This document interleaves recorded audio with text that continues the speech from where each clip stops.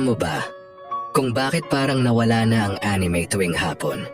Hindi lang ito simpleng pagbabago ng TV schedule. May kinalaman ito sa attention span, behavior patterns, at media consumption ng tao ngayon. Namimiss mo na ba yung panahon na sabay-sabay kayong nanonood ng anime sa hapon? Yung pagkalabas mo sa eskwela, diretso sa bahay, bagsak ng bag, tapos may papanoorin ka na agad.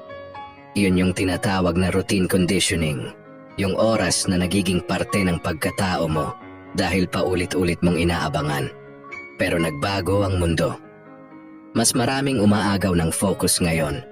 Social media, phone, games, kaya humina ang demand sa scheduled viewing.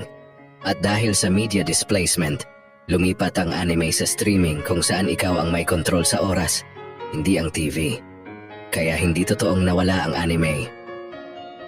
Nagbago lang ang paraan ng paglapit natin sa mga bagay na mahalaga sa atin noon.